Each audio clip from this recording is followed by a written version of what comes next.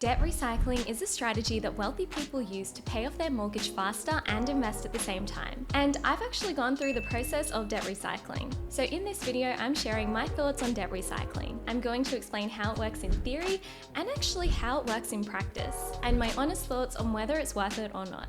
Because the theory of debt recycling is great, but it can be a bit more challenging to set up than I realized. And I wish I had a video like this when I started because it would have made the whole process a lot more simple. Keep in mind that this video is general advice only and not personal financial advice. You can read my full financial services guide in the description. This video is sponsored by Perla, which is the investing app that I use, but I'll talk more about them later in this video. So here's how debt recycling works. Let's say you have a $500,000 mortgage for the home that you live in, and you have $100,000 to invest in shares. Because you live in your property, the interest you pay isn't tax deductible. But here's where it gets interesting and where debt recycling comes into the picture. Let's say you use that $100,000 to repay your home loan. Then you'll have a $400,000 mortgage and $100,000 worth of equity. You can then withdraw that $100,000 worth of equity and use it to invest in shares. And that means that the interest that you pay on this $100,000 that you have withdrawn to invest in shares is tax deductible. The ATO has actually responded to this question about debt recycling, and they've said that they look at what the money is being used for. If you're using the redraw amount to invest, the interest portion on that loan is tax deductible.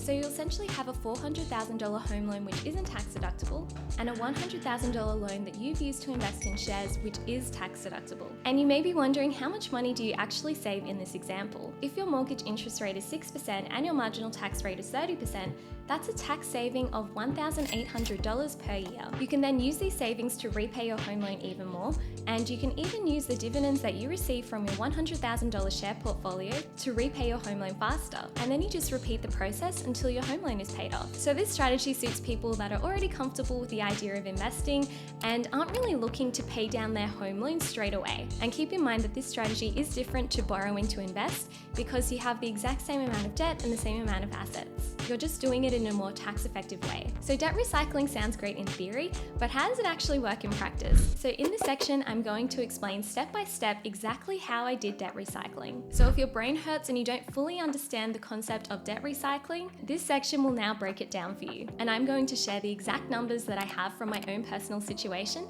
so you can get an understanding of how it works. So I personally have a $680,000 mortgage for the home that I live in, and we've saved up $20,000 to invest in shares. So the first thing I did was I called my bank to set up a separate $20,000 split on my mortgage. So basically my $680,000 mortgage was split in two portions, one for $660,000 and the other for $20,000. And creating this split just basically makes it easier to calculate which portion of the home loan is tax deductible and which portion of the home loan isn't tax deductible, because when the funds are mixed up, it can be a bit messy. Then I opened up a transaction account attached to the $20,000 split. So I basically now have a $660,000 mortgage with a transaction account and a $20,000 split with a transaction account. So instead of 2 accounts, I now have 4 accounts. But the total amount of debt that I have is exactly the same at $680,000. So because I have $20,000 in savings that I would like to invest, I basically got my $20,000 in cash, I put it into the $20,000 split, and then I redrew $20,000. I then withdrew this $20,000 and put it into my investing app, which is Perla, and I invested the $20,000 into ETFs. So now the interest that I pay on this $20,000 split is tax deductible since I've used this money to invest in shares.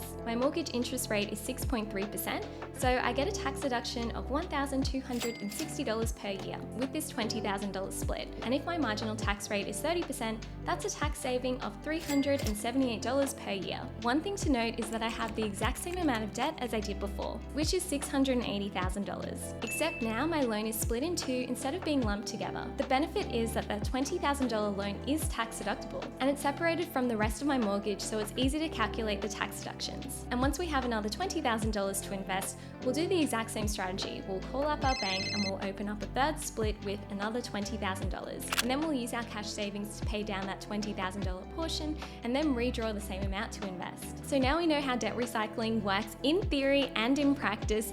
Let me give you my honest thoughts on whether I think it's worth it or not. So one thing thing I noticed when I was going through the process of debt recycling is it's a lot more of a hassle to set up than I initially thought. I had to do a lot of calls with my bank in order to open up the new loan split and also open up the transaction account, and these phone calls took about 30 minutes each. We also had to wait until we had a pretty big lump sum in order to create the new loan split, because the minimum loan split that we could create was $20,000. So usually what we would do with our investing is we would set aside 20% of our pay and then just invest straight into the stock market. But because we're doing debt recycling, we essentially have to wait until we have $20,000 cash to invest, call the bank, then open up the loan split and then invest that way, and invest more as a lump sum rather than dollar cost averaging. Personally, I do prefer dollar cost averaging, which is investing smaller amounts of money more regularly. Usually we would invest 20% of our pay every single month into the stock market, but you can't really do this with debt recycling because you do need to have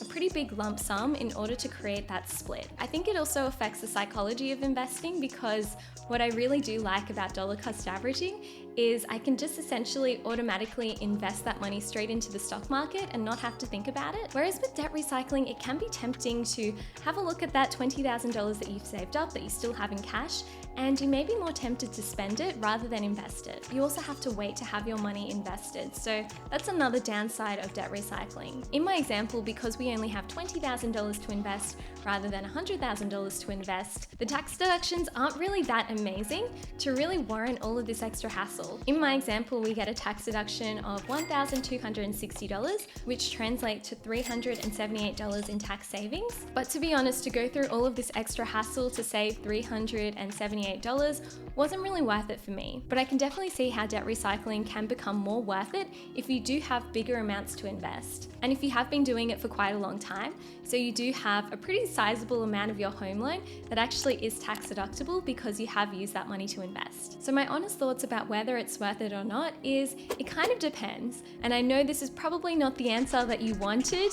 You probably wanted a more definitive answer like yes or no, but I really do think it depends on your own personal situation. If you enjoy the process of making your money work for you and setting up your personal finances and your investing in the most tax effective way possible, then this could be worth it for you. But if you can't really be bothered and you just prefer to invest your money every single month whenever you feel like it, then this strategy may not be worth it for you. So I withdrew the $20,000 and transferred it into Perla to invest in shares. And I'll show you exactly what I did to invest in shares. So once the $20,000 landed in my account, Perla is really good because it is quite instantaneous. I simply click here, invest in AU shares. Here I can search for the ETF I would like to buy. For example, VESG. Buy it, I simply click on buy, and here I put in how much I would like to invest. For example, let's say I would like to invest $10,000 and $10,000 into another ETF, so I put in $10,000, and then to buy it, I simply click on next and confirm. One thing to note about debt recycling is